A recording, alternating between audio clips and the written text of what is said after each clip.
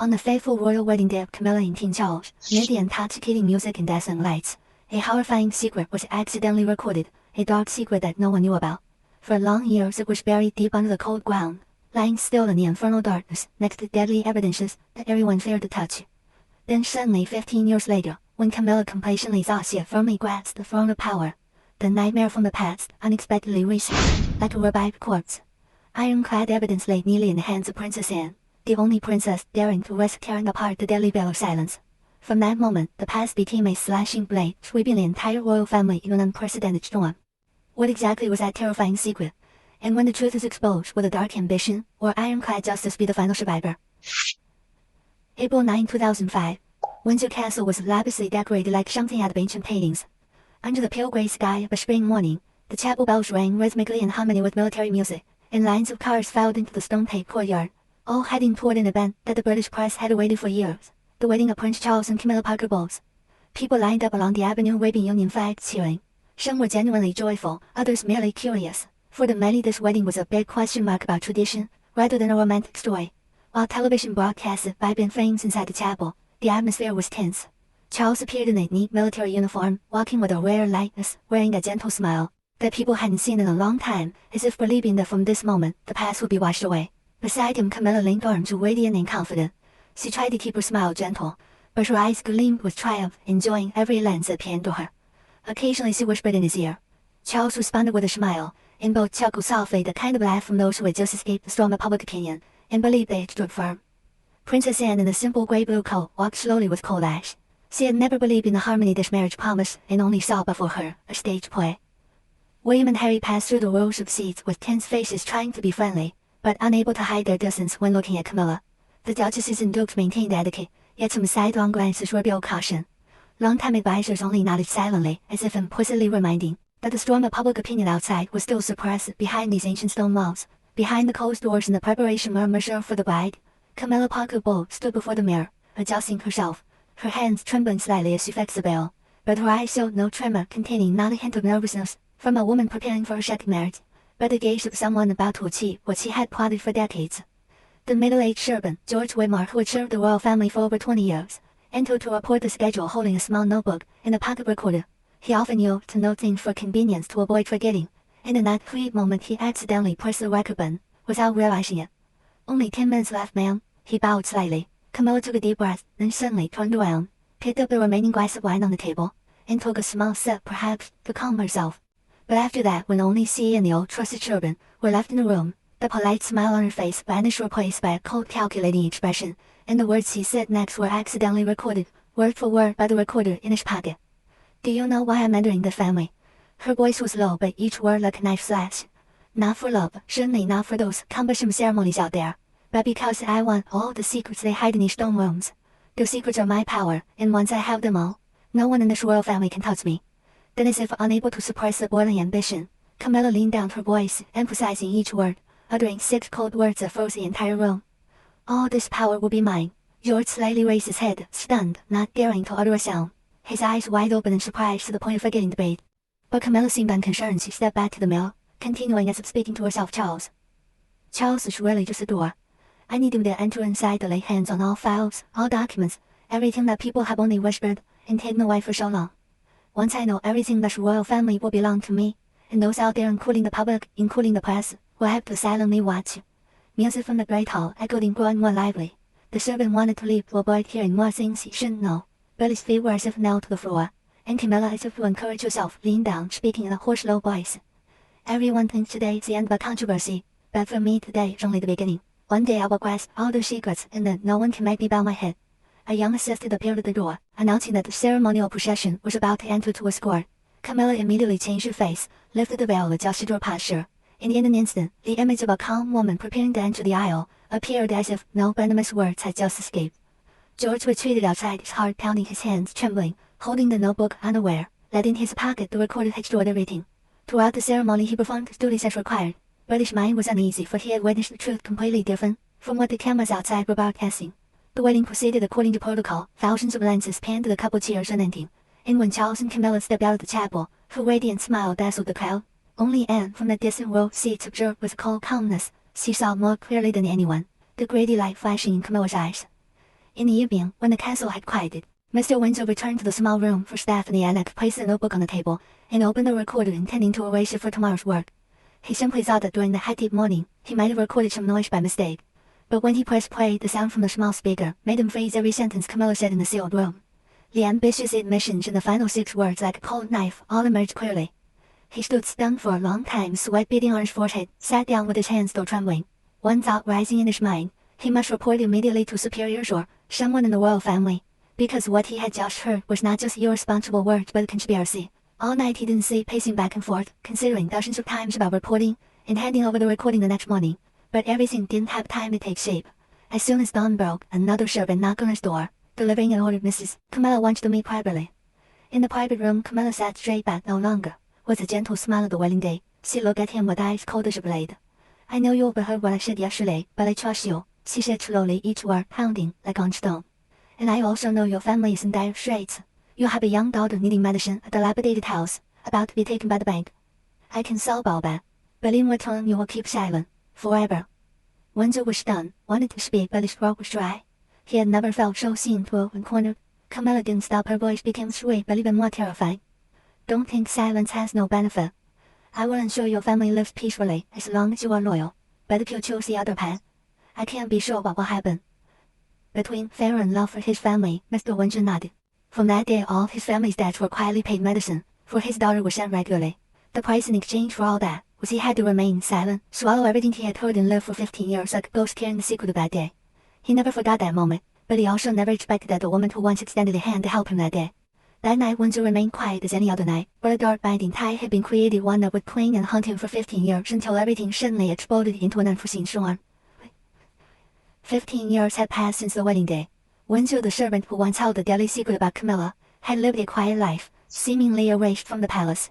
The ancient stone walls of Windsor Buckingham and Clarence House still stood as silent witnesses, but inside everything had changed. The United Kingdom went through many upheavals, public opinion shifted, and with that Camilla's position, now bearing the title of Queen, became increasingly solid, seemingly unshakable. Camilla had fulfilled her promise to Windsor, providing regular support to lift the family out of hardship, curing his daughter's illness in exchange for absolute silence. But silence eventually comes at a price, especially when loyalty is undervalued. As the British royal family entered an important transition phase, all eyes focused on the new plan, called New Power. A complete overhaul of the inner palace structure, promoted as an effort to modernize, streamline, and increase the royal family's influence in the 21st century.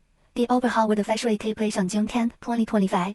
At the center of that plan was not Charles, but Camilla herself. She was preparing to become the actual operating face, holding the advisory system budget and access to the secret archive that had previously been reserved for a very small girl. It was at that moment when Camilla's power was higher than ever, that those she had once favored began to lose value. On a gloomy morning, Windsor received an order to be transferred away from all inner palace work, a curt dismissal notice without any explanation. No position left, no more support. He and his family fell back into precariousness. He understood all too well protection only existed when he was useful. Now as he prepared to step to the pinnacle of power, he was no different from a discarded pawn, swept away without mercy. Sitting in the small house on the outskirts of Berkshire, Windsor silently looked at the trembling dismissal paper in his hand. Memory from 15 years ago flooding back. Every word Camilla said that day echoed each sentence like a knife. "All this power will be mine." He remembered her face the next morning, cold sharp when she forced him to silence. He had kept his word for 15 years in exchange for a peaceful life for his family. Yet now she personally trampled his life, leaving him back at the starting point, even more destitute. The simmering anger gradually turned into regret.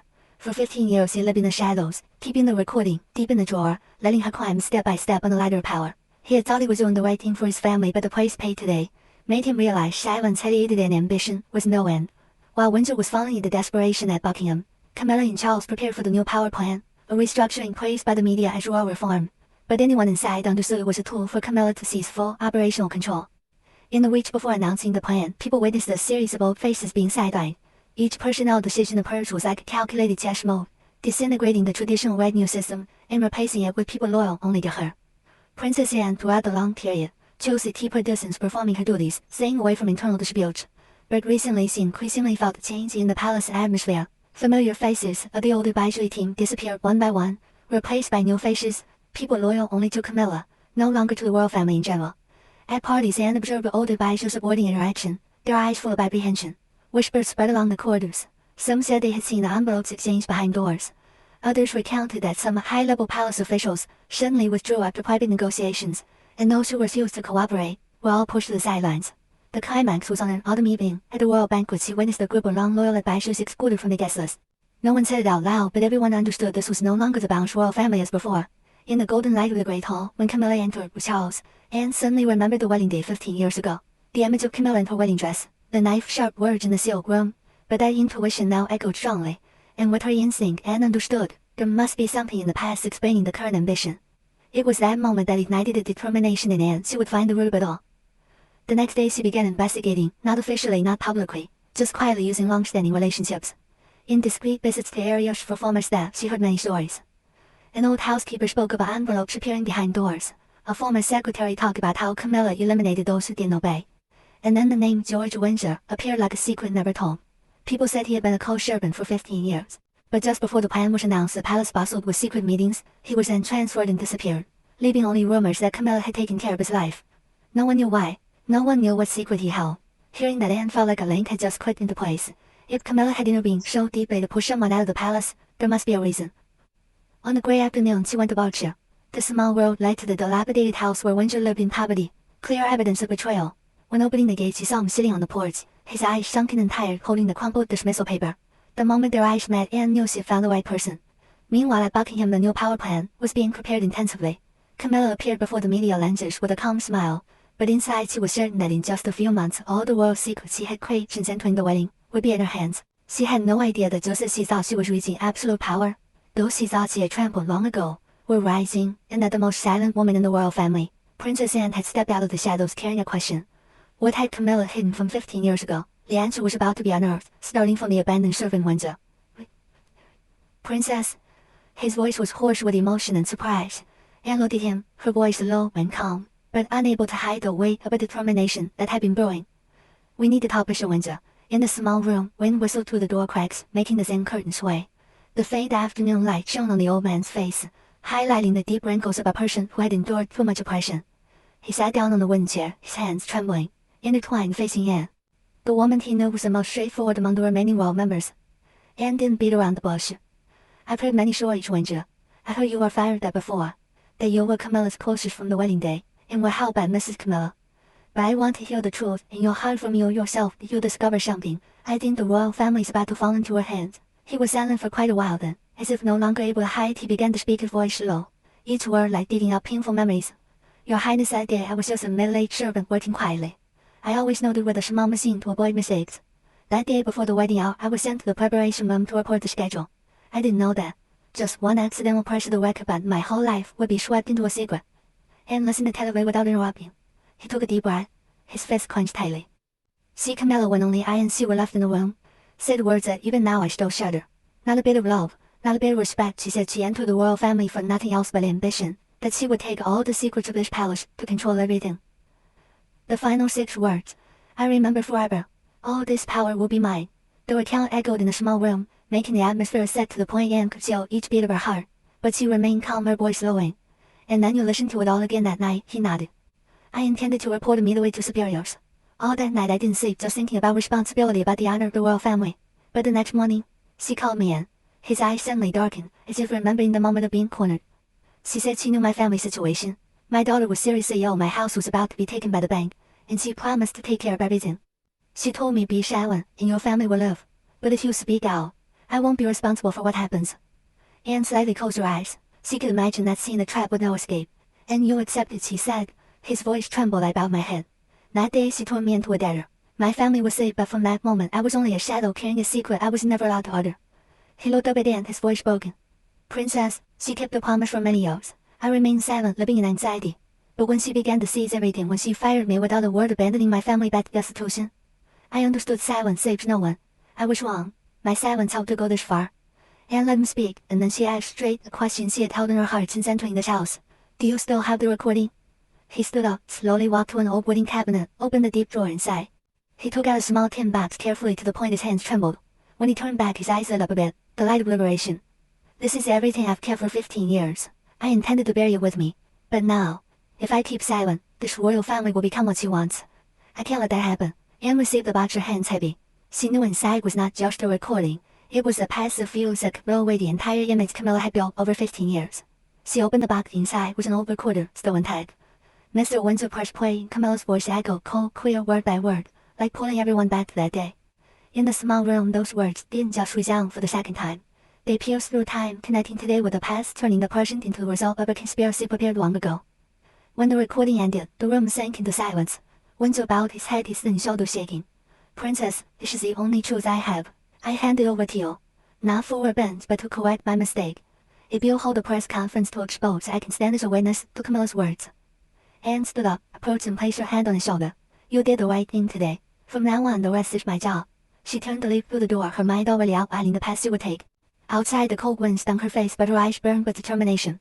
Behind her, Mr. Windsor stood silently, his eyes blurred with tears, as if he had just lifted the weight that had pressed on his chest for 15 years. On the way back, the car glided through the golden withered fields of Berkshire, and Anne knew the moment of confrontation was coming. When she played the recording again, Camilla's voice echoed the fateful 6 words, repeating, "All this power will be mine." Now those 6 words would be the starting point of a new battle, a battle no longer in the shadows. Anne returned to Buckingham in anger. She found a reason to attend an early meeting to enter the palace. As the meeting room lights gradually dimmed, she walked into the corridor leading to Camilla's private work area, where few were allowed. The door was ajar. In the quiet room, the desk lamp was still on. Anne entered, wanting to find Camilla to confront, but Camilla was nowhere. She accidentally picked up a tight file copy with Camilla's handwritten signature. A dark green leather document. On the cover printed the words, "Implementation Plan." New power copy. She opened it. The pages inside hit her eyes like a slap. New organizational chart list of people to be replaced, annotations on centralizing financial approval, and secret archives to a coordination center, an agency directly supervised by Camilla. At the end of the file was a new personnel projection with code notes. Replace all old housekeepers and servants. 2024, 2025. Cease housekeepers in a separate way.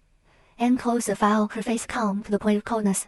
In that moment she understood that if not stopped, Camilla would turn the royal family into her own empire, where every member would be monitored and controlled by the secrets she held. Anne's hand gripped the paper edge tightly. At that moment the sound of peals echoed from the corridor. Her vigilant instinct rose. She immediately closed the file, tied it neatly, placed it back exactly, and retreated to the window, her face serene, as if she hadn't touched anything. The door swung open. Camilla entered, seeing Anne standing in her room, her eyes sharp and cold. Camilla, low voice. "What are you doing here, Anne?"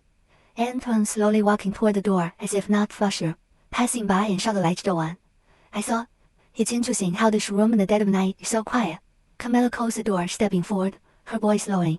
"Interesting, or are you looking for something? Our brother no longer trusts you, so you have to fumble yourself." Anne smiled lightly, but her eyes like knives. "It sounds funny what you say. You still think you're strong enough to stop me? When you're in a position no one can touch." Anne stepped closer, the distance only 1 step, her voice firm, no longer circling. "What do you intend to do with everything you're gathering into your hands? Do you want to seize this entire royal family and place yourself above all? Grasping all power, right?" Camilla smirked, her eyes flashing caution, but still trying to keep her voice calm. "So what? When everything is chaotic, only power can hold the throne." Anne paused half a beat, looking straight into her eyes, calmly replying, "Then let me see how big your new power can really get." With that, Anne turned and opened the door to leave. Camilla stood silently in the room, her face cold as stone. She clenched her fist but didn't bow, still standing tall, believing that the new power plan she built would be strong enough to crush any coming storm. Anne didn't hold a press conference, didn't appear much, but secretly gathered all evidence, Windsor's recording testimony from forced retired courtiers, foreign money transfer files, and even buried internal reports reinforcing Camilla's misdeeds. Each piece was a sharp knife prepared to stab into the heart of new power. At the same time, Camilla grew more confident, preparing for the upcoming event. In the palace, people talked about the grand announcement at Buckingham, a event the press called Historic Day. Her images appeared continuously radiant, authoritative, confident, that she had finally become the actual operator, surpassing any limits a queen had ever had. No one knew behind the scenes Anne had set up a plan for that morning. June 10th, 2025, the day to announce new power arrived. Buckingham's Great Hall shone brightly with lights. Hundreds of guests, international press crowded. Camilla in the pearl-colored dress, small crown on head, walked confidently beside Charles. She knew in just minutes she would officially become the one behind everything, the one holding power. Applause rang out as the host solemnly introduced, "Please welcome Queen Camilla to speak on the new era of the British royal family." Camilla stepped into the light, her smile phrasing every camera lens. Her voice echoed throughout the hall, slow but firm.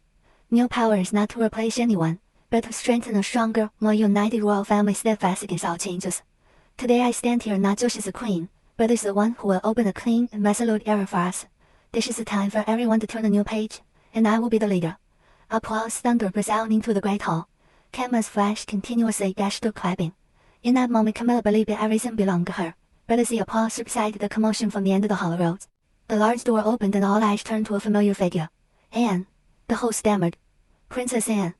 Sorry, but the ceremony is ended and let him finish. She stepped forward, her voice clear without a microphone, yet overpowering the crowd's murmurs. Before this nation hears about a reform, the royal family and the people need to hear the truth. And today I come to bring the truth to light. Camilla smiled stiffly, a smile full of contempt. Camilla Anne, you're ruining an important day. If you want attention, you've chosen the wrong time. Anne turned straight facing Camilla, her eyes like steel. No, Camilla. This is the only appropriate time. We won't step into a new era built on lies and schemes. Charles Anne, this, if you have something, Anne looked at her brother, her voice soft but uncompromising. Brother, this is responsibility to the throne you're holding. Please let me present before everything is buried forever. The council and guests fell silent. The host stepped back, yielding the stage to Anne. Anne signaled for Windsor to step up. He stood beside her, his voice trembling, but clear before the microphone. I am George Windsor. I was once a close servant on the wedding day of King Charles and Mrs. Camilla. 15 years ago, I accidentally recorded words that if all of England heard would understand the true nature of this woman. Murmurs filled the hall. Anne opened the box press play. Camilla's voice from that day echoed each word clear to the speakers. Not for love, not for those cumbersome ceremonies out there. I want all the secrets they hide in these stone rooms. Their secrets are my power. All this power will be mine. The recording ended. The entire hall shook. Camilla smiled disdainfully, intending to deny. This is just an edited recording. A cheap trick. And in French, we have the original device intact. And Mr. Windsor is ready to testify, swear before the law about how it was recorded. But this is just the beginning. Anne continued to take out another file. The days working with everyone in the royal family helped me notice abnormalities. When attending meetings, receptions, scattered stories from those eliminated, gradually emerged people who quietly came to me because they had no one left to trust. I met each of them, courtiers and advisors, who served the royal family for many years. Eliminated systematically by you. Recorded every word they said, cross-checked each detail, and finally invited lawyers to confirm, to become legal documents. This is the signed testimonies of 12 courtiers and advisors who once served the royal family, those who were eliminated or forced to silence for Camilla, without daring to speak. They testified to being forced to resign with money and threats when refusing to follow Mrs. Camilla's orders. This is the original with lawyer certification. Some council members below nodded, flipping through pages headed by assistants. Press pan cameras, murmurs growing louder. Camilla shrugged, her voice full of disdain. Those people have left the palace. Their words now have no value. They are disgruntled, seeking revenge. Anne replied each word like a nail. Disgruntlement can't be uniformly the same, Camilla. 12 people, 12 stories, all pointing to one point. Power in your hands has become a tool to eliminate all who dare speak the truth. Next, she held up a thick file, green seal. This is bank documents proving millions of pounds transferred to overseas funds run by your close friends. These amounts began appearing right when the new power plan started. Camilla gripped the railing, her face paling, but still trying to stay calm. Those funds are for charity projects you don't understand. Anne gritted. You used charity as a cover, but all declarations here show the money was used to build a separate system, not belonging to the royal family but to you. I have confirmation from independent auditors. The hall began to buzz, cameras handing to Camilla. Finally, Anne loudly placed her hand on the break page beside. Her voice lowered each word like a knife slash. But the final evidence undeniable is here. She opened the case, pulled out a dark green leather file. The copy printed the implementation plan. No power copy. A waiver of Washburn's rules. And for the pages held them before the council. This is the original taken from your own office. This plan outlines how you intend to control the entire royal family. Centralized financial approval and secret file through a coordination center, headed by you. Eliminate the entire traditional advisory system, replace with your people. Replace the entire servant team in 2025. And held the plan wide, stunning everyone speechless. And Anne held up a last page with a clear signature. Queen Camilla. A fierce commotion erupted. Cameras flashed non-stop. Anne looked straight at Camilla. Can you still deny this isn't modernization? This is a silent coup. And today, before the entire people and before the sovereign, I announce this truth. Camilla stood up abruptly, her voice high, trembling with rage. This is slander. All just a stage play to humiliate me before the public. Do you want to destroy the royal family, Anne? You're destroying your own reputation. Anne stepped forward, her eyes calm yet firm. No, Camilla. You are the one who did that from the day you stepped into this palace. And today the truth has been returned to its place. Charles looked at Camilla, his eyes full of confusion and disappointment. He took the file, flipped a few pages, and his lips pursed tightly.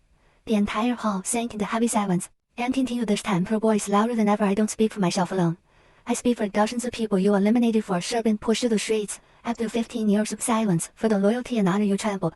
Today the public will see your true face, and there will be no power anymore. Camilla couldn't say a word, her face pale, eyes darting everywhere seeking an ally, but no one dared speak.